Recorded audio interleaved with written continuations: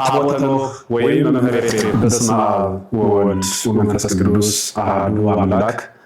የተከበራችሁ የኦርቶዶክስ ተዋሕዶ እምነት ተከታዮች በመላው ዓለም የምትኖሩ ሁላችሁ የክርስቶስ ሰላም በያላችሁበት ይብዛላችሁ። እንደምን አላችሁ? ደህና ናችሁ ወይ? ወይቤሎሙ እግዚእ ኢየሱስ ለአርዳኢሁ ሆሩ ወመሃሩ ውስተ ኩሉ አጽናፈ ዓለም ወሰበኩ ወንጌለ ለኩሉ ፍጥረት።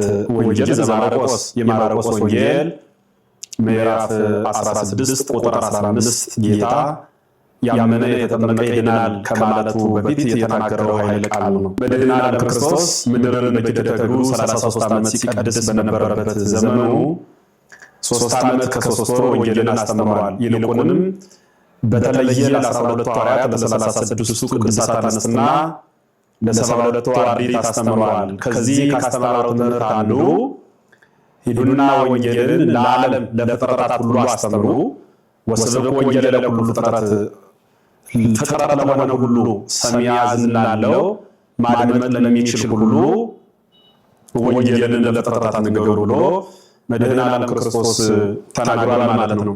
በዋናነት ይህንን ቃል የተናገረበት ምክንያት በዚያ ዘመን ወንጌልን የሚዳረሰው በኪደተ እግር ነው። ሐዋርያት በእግራቸው ካልተራመዱ ወንጌልን ለፍጥረት ማድረስ አይቻላቸውም ነበር።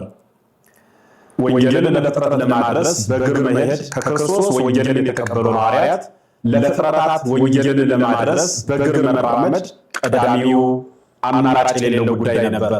በዚህ ምክንያት 12ቱ ሐዋርያት መላውን ዓለም ዕፃ በዕፃ ተካፍለው ደከመኝ ሰለቸኝ ሳይሉ ሕሙማነ ነፍስን በትምህርት ሕሙማነ ሥጋን በተአምራት እየፈወሱ አስተምረዋል። በተሰጣቸው ዕድሜ እግዚአብሔርን አገልግለዋል። ዛሬም ሐዋርያት ያስተማሯቸው የሐዋርያት ደቀ መዛሙርት ያን ሥራ እየሰሩ ከእኛ ዘመን ደርሷል።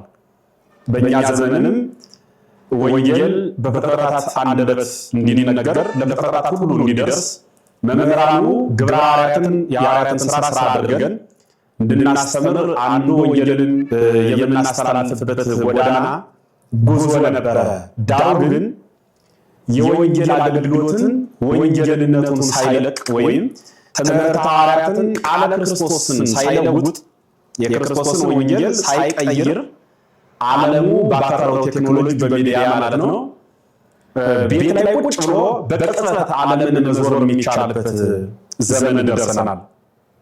በመላው ዓለም ያላችሁ ይህ ድምፅ የሚሰማችሁ ሴቶችና ወንዶች የሥላሴ ልጆች ሚዲያ ማለት ገበያ ማለት ነው። ገበያ እንደሚታወቀው መርዝም ወተትም ይሸጥበታል። የሚጠቅመውን መርጦ መግዛት የገዢው የሚያተርፍበትን መርጦ መነገድ የሻጩ ባለቤት ነው። ልክ እንደዚህ ሁሉ ሚዲያ ገበያ ማለት ነው። ያሉበት መሰረታዊ ዓላማ ሁሉ ነገር ይሸጥበታል። ይሄ ማለት ምን ማለት ነው?